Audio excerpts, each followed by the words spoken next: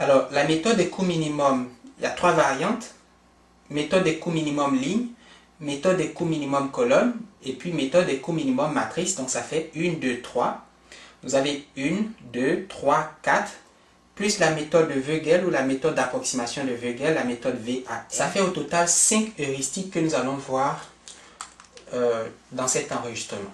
Donc, je dis quelques heuristiques pour les problèmes de transport équilibré. Donc, nous allons en voir au total 5 heuristiques. Méthode du coin nord-ouest, méthode des coûts minimum ligne, méthode des coûts minimum colonne, méthode des coûts minimum matrice et la méthode d'approximation de Vogel.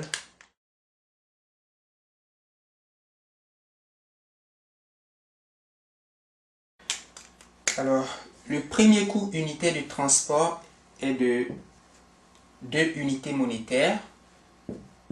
Ici, une unité monétaire. Il faut prendre en dollars, donc 2 dollars, 1 dollar, 4 dollars sont les coûts unitaires, n'est-ce pas? Coût unitaire de transport, 6 dollars, 3 dollars, 2 dollars, 4 dollars, 2 dollars et 3 dollars. Et puis, je vais mettre les demandes et les offres. Alors, les demandes sont en colonne et les offres sont en ligne. D'accord? Donc, ça, c'est une offre, une offre, une offre, une demande, une demande, une demande. Vous pouvez regarder cette première ligne comme une usine qui va offrir des matières à un magasin qui va demander ces matières. Les demandes sont respectivement de 13, 18 et 14. 13, 18 et 14. Et les offres des usines ou les capacités des usines sont 10, 15 et puis 20. 10, 15, 20 pour les offres. 13, 18, 14 pour les demandes. La première ligne correspond donc à une usine que je vais appeler usine 1. La deuxième ligne à l'usine 2. Et puis la troisième ligne à l'usine 3.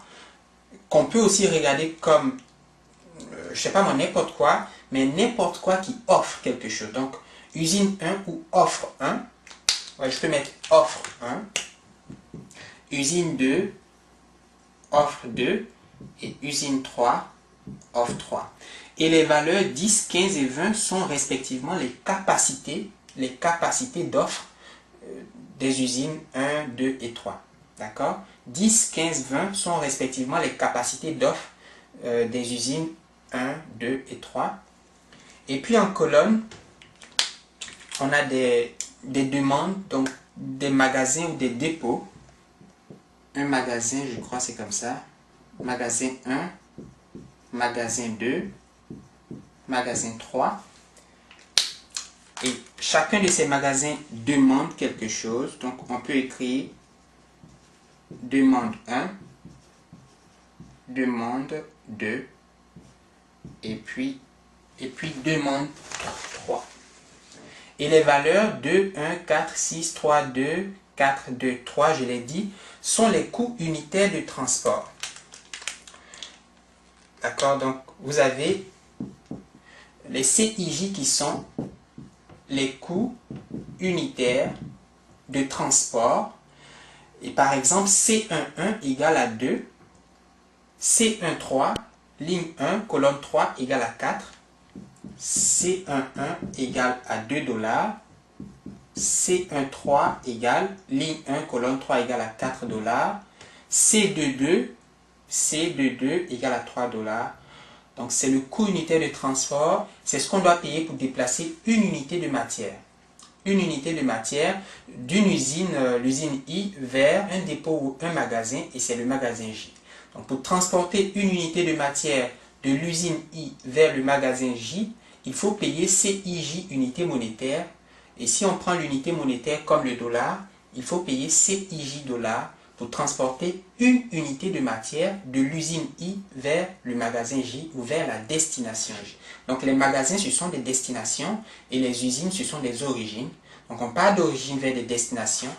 Les destinations demandent et les origines offrent. Avant de passer en revue ces méthodes, ces heuristiques qui permettent non pas de résoudre, non pas de trouver la solution optimale d'un problème de transport équilibré, mais de trouver une solution initiale, mais mieux que ça, une solution de base réalisable. Donc ce qu'on va appeler solution initiale d'un problème de transport, c'est en fait une solution de base réalisable. Et ces heuristiques, ces méthodes approximatives qui vont nous permettre d'approcher la solution optimale du problème, sans garantir, n'est-ce pas, sans garantir toutefois qu'on atteindra la solution optimale. C'est pour cela qu'on les appelle des heuristiques, ce sont des méthodes approchées qui permettent de trouver une solution initiale, en tout cas en ce qui concerne les problèmes de transport. Les heuristiques vont nous permettre de trouver une solution initiale. Et avec une solution de départ, la solution initiale, qui est une solution de base réalisable, on va, en appliquant l'algorithme de transport, la méthode des potentiels, en calculant des potentiels et puis en faisant quelque chose que j'ai expliqué quelque part, de proche en proche, trouver des solutions qui vont se rapprocher de l'optimum, c'est-à-dire de la solution optimale, c'est-à-dire de la solution pour les problèmes de transport qui permettent de minimiser le coût total de transport. Notre objectif, c'est de minimiser le coût total de transport. Et par exemple ici, comment on traduit Z? Eh bien, pour notre exemple, Z sera, puisqu'on appelait CIJ les coûts unitaires, si on appelle XIJ la quantité de matière qui sera transportée de l'usine I vers le magasin J ou de l'origine I vers la destination J, alors le coût total de transport sera égal, pour cet exemple, à 2 multiplié par x11 plus 1 multiplié par x12 plus 4 multiplié par x13. Donc j'écris 2 fois x11 plus 1 fois x12 plus 4 fois x13 plus 6 fois x21 plus 3 fois x22 plus 2 fois x23 plus 4 fois x31 plus 2 fois x32 plus 3 fois x33. Et il y a une façon plus simple, enfin, pas simple, mais une façon d'écrire la fonction z, c'est de dire z égale à la double somme pour i allant de 1 à 3, 1, 2, 3, donc de 1 à 3, pour j allant de 1, alors 1, 2, 3 à 3, on va multiplier tous les coûts unitaires, CIJ, par les quantités transportées. Et quelle quantité? Eh bien la quantité XIJ qui est égale à la quantité de matière transportée de l'usine I vers le magasin J. Donc j'enlève ça. Et en général, on a Z qui est égal à la double somme quand I varie de 1 à M, J varie de 1 à N, de CIJ, XIJ, où M est le nombre d'usines et puis N le nombre de magasins. Donc en général, on a M usines qui doivent desservir N magasins, M origines qui doivent desservir N destinations, ou encore M offres qui doivent desservir N demandes. Et dans notre cas, M, le nombre d'offres, est égal à N, le nombre de demandes, qui est égal, dans cet exemple, qui est égal à 3. Donc c'est un cas particulier. Et la formule générale du coût total de transport s'écrit comme ceci. Donc une heuristique n'est pas une méthode exacte. D'accord? Il faut qu'on s'entende là-dessus.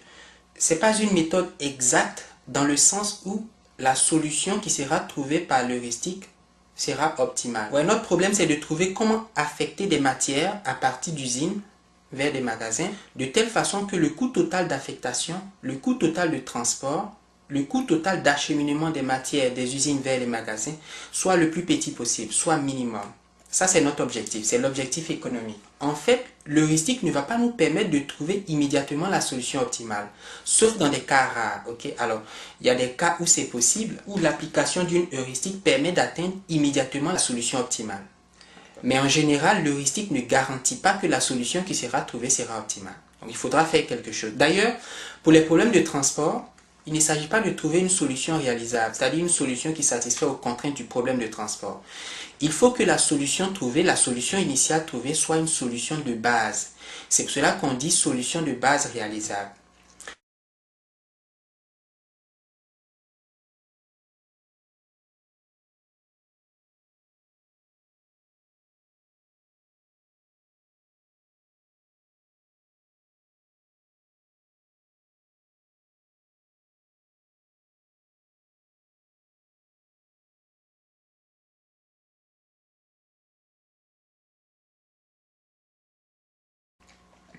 Alors, la condition pour qu'une solution initiale soit une solution de base réalisable, vous vous souvenez, c'est que M, qui est le nombre de lignes, vous voyez, j'ai dit M, le nombre d'offres, donc ici M égale à 3, le nombre de lignes, plus N, le nombre de colonnes, le nombre de demandes ou le nombre de magasins, moins 1 doit être égal au nombre de cases remplies par l'heuristique. Donc, quand je vais employer une heuristique pour résoudre un problème de transport, l'heuristique va me proposer une solution initiale. Ça veut dire que je vais remplir des cases. Je vais mettre des valeurs ici. Donc peut-être qu'on mettra ici 5, et puis ici 3, et puis ici, etc. De telle façon que ça plus ça plus ça soit égal à 13, ça plus ça plus ça soit égal à 18, ça plus ça plus ça soit égal à 14, et puis ça plus ça plus ça soit égal à 10, ça plus ça plus ça soit égal à 15, et puis ça plus ça plus ça soit égal à 20, et aussi que toutes les quantités x, y, j soient non négatives, c'est-à-dire supérieures ou égales à 0. Une heuristique va me permettre de trouver une solution initiale. Il faut que ce soit une solution réalisable, on dit aussi solution admissible, c'est-à-dire une solution qui satisfait toutes ces contraintes. Voilà, la somme de chaque ligne est égale à la capacité d'offre correspondante. Puis la somme de chaque colonne est égale à la demande correspondante. Heuristique égale à méthode approximative ne garantit pas que la solution trouvée sera une solution optimale. Il n'y a pas de garantie. C'est cela qu'on dit heuristique. Avec ces heuristiques, nous allons chercher une solution initiale au problème de transport. Nous allons chercher une solution initiale. En fait, nous allons chercher une solution initiale, mais une solution initiale qui est dite réalisable ou admissible, qui satisfait les contraintes, et qui est aussi une solution de base. On va donc chercher une solution de base réalisable. Une solution de base réalisable.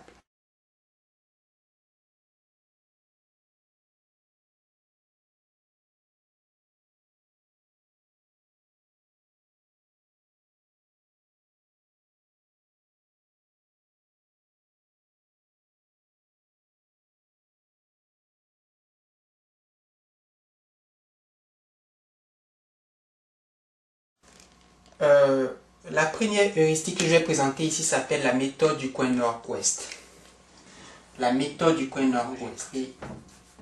J'écris ici méthode du coin nord-ouest. Nous allons appliquer cette méthode sur cet exemple. Je vais donc dessiner le tableau. Alors, je vais reproduire ce tableau-là ici. J'ai 13, j'ai 18, j'ai 14, 10, 15 et puis 20. Et puis, je vais mettre les coûts de transport de 1, 4, 6, 3, 2, 4, 2 et 3. Comment fonctionne la méthode du coin nord-ouest, une heuristique utilisée pour trouver une solution initiale au problème de transport? D'abord, je voudrais dire ceci. Je voudrais dire que ce qui fait la différence entre cette méthode-là, cette heuristique, la méthode du coin nord-ouest, et puis les autres heuristiques que je vais présenter, la méthode du coût minimum ligne, la méthode du coût minimum colonne, la méthode du coût minimum matrice, et puis la méthode d'approximation de Vogel, c'est que cette heuristique, la méthode du coin nord-ouest, ne prend pas en compte les coûts unitaires de transport. D'accord? Vous allez voir dans quelques instants, pour remplir les cases afin de satisfaire les contraintes du problème de transport, c'est-à-dire la somme des lignes égale à la capacité d'offre, la somme des colonnes est égale à la demande, il n'y a pas de prise en compte des coûts unitaires de transport. Par contre, les autres méthodes, méthode du coût minimum et puis méthode d'approximation de Vogel, on prend en compte ou on prendra en compte les coûts unitaires de transport. Donc, c'est la différence qui existe entre la méthode du coin nord-ouest et puis toutes les autres heuristiques que je vais présenter par la suite. À savoir la méthode du coût minimum, les méthodes du coût minimum parce qu'il y en a 3, et puis la méthode d'approximation de Vogel. Alors, comment ça marche?